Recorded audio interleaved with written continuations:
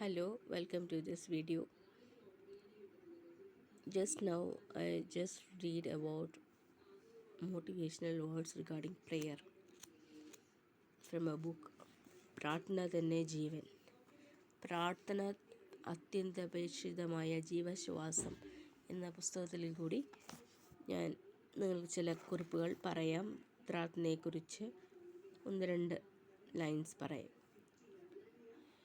പ്രാർത്ഥന അത്യന്താപേക്ഷിതമായ ജീവശ്വാസം. നമ്മുടെ ശ്വാസം പ്രാർത്ഥനയാണ്. വേഗമാകട്ടെ സമയമില്ല, പലരും സമയമില്ലാതെ ഓടുകയാണ്. പ്രാർത്ഥനയ്ക്കാൻ വേണ്ടി 1 മിനിറ്റെങ്കിലും നമ്മൾ കൊടുക്കണം. ഉത്തരം ലഭിക്കാത്ത പ്രാർത്ഥനകൾ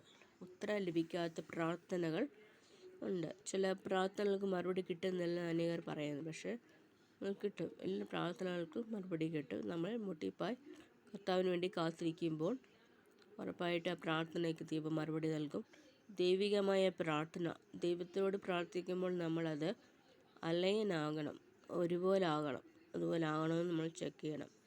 നമ്മൾ തന്നെ ഓർക്കണം, നമ്മുടെ പ്രാർത്ഥനയ്ക്ക് മറുപടി തരണമെങ്കിൽ പ്രാർത്ഥനയോട് ആയിരിക്കണം നമ്മുടെ എല്ലാം. ലോകവും മോഹവും ഒഴിഞ്ഞു പോകും. കർത്താവിൻ്റെ ഇഷ്ടം ചെയ്യുന്നവൻ എന്നേക്കും നിലനിൽക്കും. മാധുര്യമേറിയ പ്രാർത്ഥനാ സമയം. ഒത്തിരി ദൈവമക്കളുണ്ട് ഇന്ന് പ്രാർത്ഥനാ സമയം പങ്കിടുന്നവർ. അവരെയൊക്കെ പ്രാർത്ഥനാ മുറിയിൽ കയറി പ്രാർത്ഥിക്കുന്നവരാണ്.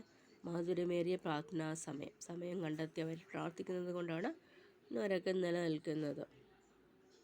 ഇന്ന് ഒത്തിരി മിനിസ്ട്രീസ് ഉണ്ട്. അവരിലൊക്കെ നോക്കിയാൽ എല്ലാവരും നല്ല നിലയിൽ നിൽക്കുന്നു. കാരണം അവർ പ്രാർത്ഥിക്കുന്നവരായതുകൊണ്ടാണ്. അവർ മാധുര്യമേറിയ പ്രാർത്ഥനാ സമയം കണ്ടെത്തുന്നത് കൊണ്ട് അവർ പ്രാർത്ഥിക്കും. കർത്താവിൻ്റെ എൻ്റെ പ്രിയനായ യേശുവാണ് പ്രിയനെന്ന് നമ്മൾ കരുതണം. ലോകത്തിൽ അനേക പ്രിയന്മാരുണ്ട്, അതൊന്നും നമ്മൾക്ക് ശാശ്വതമല്ല. യേശുവിലുള്ള പ്രിയമുണ്ടോ എന്ന് നമ്മൾ ചെക്ക് ചെയ്യണം. യേശുവിലൂടെ നമ്മൾ അടുത്ത് വരണം. അന്നേരം അടുത്ത് വരുമ്പോൾ ലോകമോ അതിൻ്റെ എല്ലാം മാറിപ്പോകും. ഞാൻ യഹോവ എപ്പോഴും എൻ്റെ മുൻപിൽ വച്ചിരിക്കുന്നു. അവൻ എൻ്റെ വലതുഭാഗത്തുള്ളത് കൊണ്ട് ഞാൻ കുലുങ്ങിപ്പോവുകയില്ല. അതുകൊണ്ട് എൻ്റെ ഹൃദയം സന്തോഷിച്ച് എൻ്റെ മനസ്സ് ആനന്ദിക്കുന്നു. എൻ്റെ ജഡവും നിർഭയമായി വസിക്കും. എൻ്റെ സന്നദ്ധിയിൽ സന്തോഷപരിപൂർണതയും എൻ്റെ വലത്തുഭാഗത്ത് എന്നും പ്രമോദങ്ങളുമുണ്ട്. സങ്കീർത്തനം 16, 8 മുതൽ 11 വരെ വായിച്ചു.